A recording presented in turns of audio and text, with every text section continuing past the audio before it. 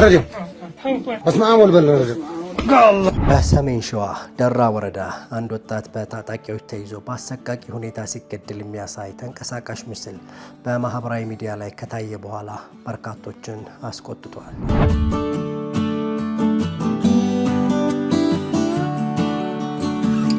ለናችሁልን የተከበራችሁ ያለይታ ቤተሰቦች እግዚኦ የሚያሰኝ በሀገራችን እንደዚህም አለ እንዴ ብለን ጭንቅላታችንን ይዘን እግዚኦ ልንልበት የሚገባ ጉዳይ ነው እንላለን። ጉዳዩን እንንገራችሁ፣ አብራችሁን ቆዩ። በሰሜን ሸዋ ደራ ወረዳ አንድ ወጣት በታጣቂዎች ተይዞ በአሰቃቂ ሁኔታ ሲገደል የሚያሳይ ተንቀሳቃሽ ምስል በማህበራዊ ሚዲያ ላይ ከታየ በኋላ በርካቶችን አስቆጥቷል። በአካባቢው በተለያየ ጊዜ ከመንግስት ኃይሎች ጋር የሚጋጩት የፋኖና የኦሮሞ ነጻነት ሰራዊት ታጣቂዎች ይንቀሳቀሳሉ።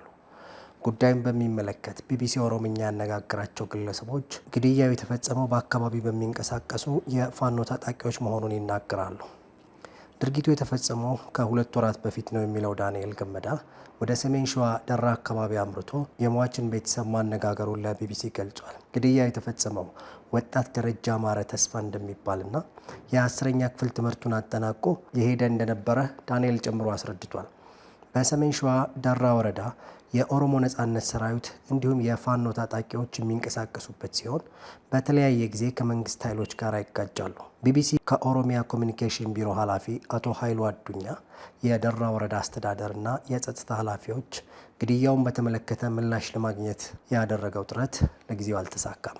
አቶ ኃይሉ አዱኛ ለሀገር ውስጥ መገናኛ ብዙሃን እንደተናገሩት ከሆነ ግን ኦሮምኛና አማርኛ የሚናገሩ ጽንፈኞች ናቸው ይህንን ድርጊት የፈጸሙት ብለዋል። የሰሜን ሸዋ ዞን አስተዳዳሪ አቶ ከፋለው በበኩላቸው ይህ ድርጊት ወደ ተፈጸመበት ስፍራ በመሄድ ሁኔታን አጣርተው እንደሚናገሩ ለቢቢሲ ኦሮምኛ ገልጸዋል። የኢትዮጵያ ሰብአዊ መብት ኮሚሽን ጉዳዩን እንደሰማ ገልጾ ማጣራት መጀመሩንና የደረሰበትን ውጤት ወደፊት እንደሚያሳውቅ ገልጿል። በአሰቃቂ ቪዲዮ ላይ የሚታየው የ10ኛ ክፍል ተማሪ የነበረውና የዓመቱን ትምህርት አጠናቆ ለእረፍት ወደ ቤተሰቦቹ ያመራው ደረጀ እንዲሁም ጓደኛው ከማል ሁሴን በአንድ ቀን መገደላቸው ተነግሯል። ጥቃቱ በተፈጸመበት ዕለት የአካባቢው ነዋሪዎች ወደ በከጀማ ተራራ ሸሽተው ነበረ። ደረጀና ሌሎች ግን በቀያቸው የቆዩት በበረት ታስረው የሚገኙ እንስሳትን ለመጠበቅ ነበር። በአካባቢው የነበሩ የፋኖ ታጣቂዎች ደረጀና ከማል ላይ ተኩስ መክፈታቸውን ነዋሪዎች ተናግረዋል። የደረጀ አባት የሆኑት አቶ አማረ ተስፋ ቶላን አግኝቼ ነጋግሬያለሁ የሚለው ዳንኤል ያን ቀን አሳደው እግሩን ተኩሰው መተውት ከያዙት በኋላ ሳርኩላ ወደሚባል ቦታ ወሰዱት። እዚያ ቦታ ነው የፋኖ ታጣቂዎች በብዛት የሚንቀሳቀሱት ይላል። ደረጀ በአሰቃቂ ሁኔታ ተገሎ አስከሬኑ ለአውሬ የተጣለው እዚያ ቦታ መሆኑን የተናገሩት አባትየው የልጃቸውን መገደል ቢሰሙ አስከሬኑን አግኝተው መቅበር አለመቻላቸውን ጨምሮ ገልጸዋል። የደረጀ እናትና አባት በልጃቸው ሞት ምክንያት አእምሮ ጤናቸው መቃወሱን ዳንኤል ይናገራል። የደረጀ እናት አእምሯቸው ተጎድቷልና አትናገርም፣ ምን ማድረግ እንዳለባቸውም አያውቁም፣ ለማንም አይመልሱም ብሏል። ደረጀ ለቤተሰቡ ታናሽ ልጅ ሲሆን ወንድሞቹና እህቶቹ አግብተው ከቤት በመውጣታቸው እናትና አባቱን ለማገዝ በቤት ያለ ብቸኛ ትንሽ ልጅ መሆኑን ጨምረው ገልጸዋል። ቢቢሲ በደራ ወረዳ ቱሉ ጉዳ መንደር በሼህ ሁሴን መስጂድ አቅራቢያ ነዋሪ የሆኑና ስማቸው እንዳይገለጽ የጠየቁ ነዋሪ በርካታ የፋኖ ታጣቂዎች በሼህ ሁሴን መስጊድ አካባቢ እንደሚኖሩ ያስረዳሉ። እኚህ ነዋሪ ለምነን ሬሳቸውን እንቀብራለን፣ ሳይቀበሩም የሚቀሩ አሉ ሲሉ ተሰምተዋል።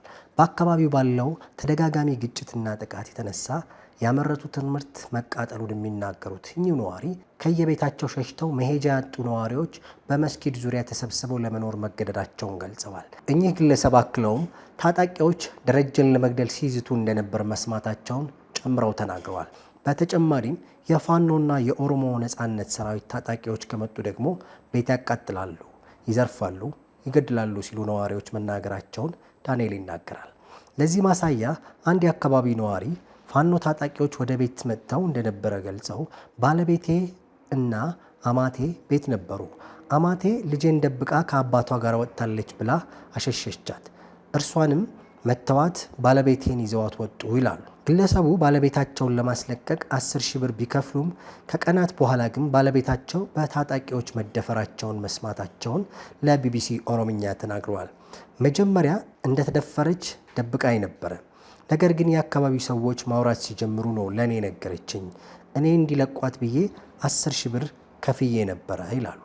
በአካባቢው የሚንቀሳቀሱ ታጣቂዎች ከሚፈጽሙት የንብረት ውድመትና ዘረፋ በተጨማሪ በተደጋጋሚ የመድፈር ጥቃቶች ይፈጽማሉ ሲሉ ይናገራሉ።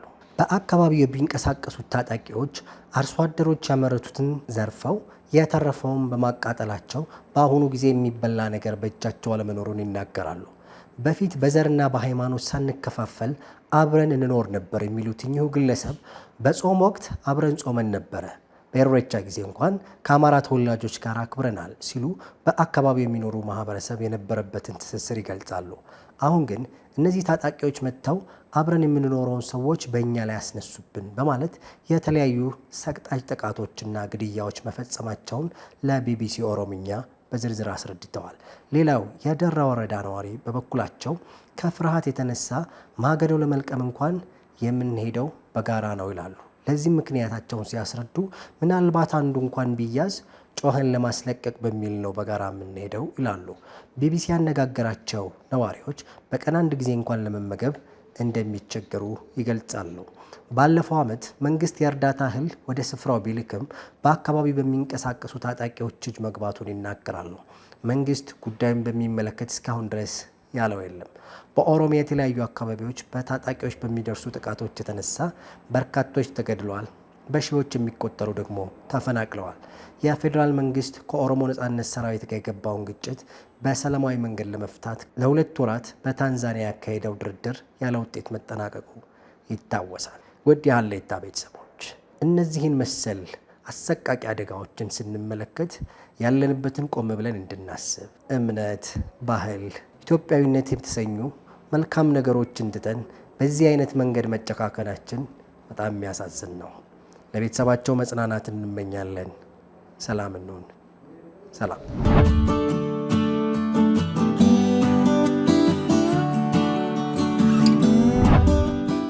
ባለፈው ዓመት መንግስት የእርዳታ እህል ወደ ስፍራው ቢልክም በአካባቢው በሚንቀሳቀሱ ታጣቂዎች እጅ መግባቱን ይናገራሉ። መንግስት ጉዳዩን በሚመለከት እስካሁን ድረስ ያለው የለም። በኦሮሚያ የተለያዩ አካባቢዎች በታጣቂዎች በሚደርሱ ጥቃቶች የተነሳ በርካቶች ተገድለዋል፣ በሺዎች የሚቆጠሩ ደግሞ ተፈናቅለዋል። የፌዴራል መንግስት ከኦሮሞ ነጻነት ሰራዊት ጋር የገባውን ግጭት በሰላማዊ መንገድ ለመፍታት ለ2 ወራት በታንዛኒያ ያካሄደው ድርድር ያለ ውጤት መጠናቀቁ ይታወሳል። ውድ የሀሌታ ቤተሰቦች እነዚህን መሰል አሰቃቂ አደጋዎችን ስንመለከት ያለንበትን ቆም ብለን እንድናስብ እምነት፣ ባህል፣ ኢትዮጵያዊነት የተሰኙ መልካም ነገሮችን ትተን በዚህ አይነት መንገድ መጨካከናችን በጣም የሚያሳዝን ነው።